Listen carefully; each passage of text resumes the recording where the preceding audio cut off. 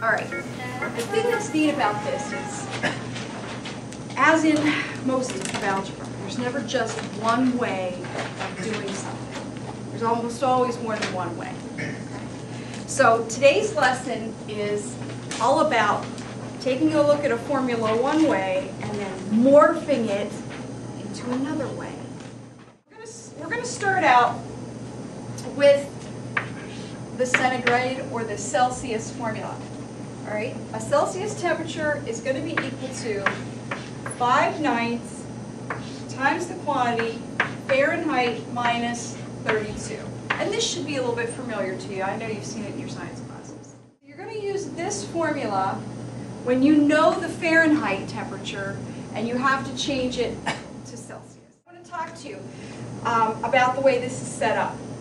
Okay, this is set up. This has been solved for C, because we've got C equal to a whole bunch of stuff.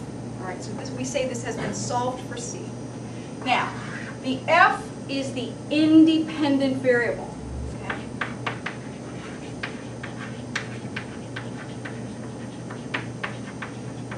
It can be whatever we want it to be.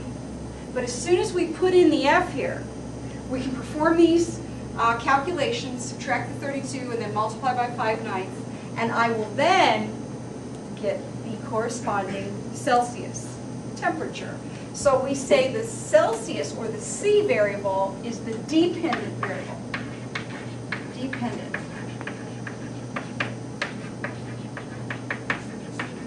Because it depends upon Fahrenheit. Let's go ahead and put in 212 right here, which is the temperature at which water boils, right?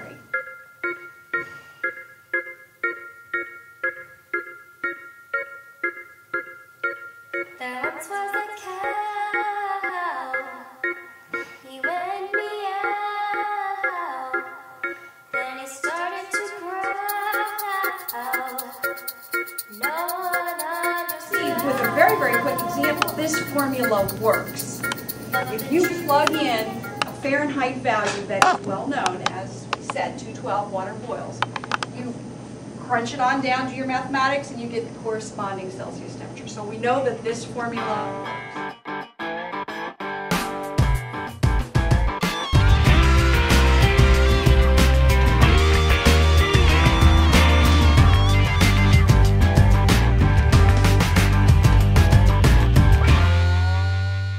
We know what has been given to us already. All right, now our goal here is to solve this thing for F. I want to rearrange it out algebraically and get everything on the other side and the F all by itself. What I have to do is slowly work my way in. I have to get rid of all this stuff on the outside and work my way into the inner sanctum. Okay, does that make sense? No. Sure it does. Okay? If you're going to attack the king, you got to get through all of his guards first, right? Before you can get to the king. All right, the king is being protected by this 5/9, the parentheses, and this negative 32, or minus 32.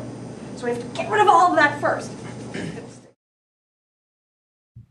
Now, to get rid of this outer guard, the 5/9, we have to divide by 5/9. Now, of course, dividing by a fraction means we multiply by its reciprocal. Reciprocal of 5/9 is 9/5. All right, now, basically you'd end up with 45 over 45, which is 1. And then, of course, 1 times this quantity would just give us the quantity. Now, over here, we're going to have 9/5 times the Celsius temperature. Okay, now at this point, there is one remaining thing to do. One remaining thing to do. The F is only being guarded by the minus 32. How am I going to get rid of the minus 32? Greg? Well, make the minus a plus sign, make the 32. Okay. We can go ahead and rewrite this subtraction as addition of the opposite. So it would be F plus a negative 32. Now, how am I going to get rid of the negative 32? JC. Add it. Right. We're going to add, well, add it. Add 32. Right. We're going to add a positive. We'll add its opposite, which is a positive 32 there and a positive 32 here. Okay. Now, negative 32 plus positive 32, that's the part I like. It gets us cross them out. And then you're left with F, basically F plus 0. And then over here, can I add 32 to 9/5 C? Are those like terms? Can those go together? Can they morph together? No, because this is an amount of C's, and this is just the plain old number 32. So we're going to get 9/5 C plus 32 is equal to F plus 0, which of course is the same thing as F. Now, I know a lot of you don't like it when the dependent variable is on the right. It makes you crazy, right? So, am I allowed to do this since it's an equation, not an inequality? Can I say Fahrenheit is equal to 9/5 times the centigrade plus 32? Is that the same as this? Yeah, okay. This is called the reflexive property. You're allowed to switch things around an equal sign. Can you do the same thing around an inequality symbol? No. I've got to be very careful on an inequality symbol. You can only do that if you switch the inequality sign. Stop.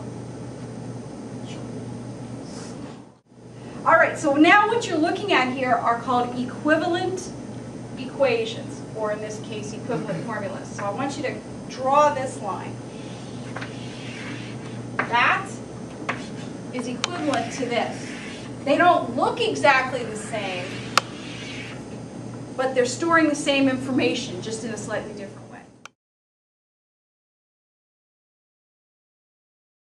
Here, and put in a 0 here, all right? We know Celsius, water freezes at 0 degrees Celsius, right? So let's go ahead and do that. What would the Fahrenheit temperature be if I took 9/5 times 0 and then added the 32? Well, 9/5 times 0 is 0, plus 32. Well, by George, by Jingo. Look, it works in that direction as well. Water freezes at Celsius 0, and it freezes in Fahrenheit at 32.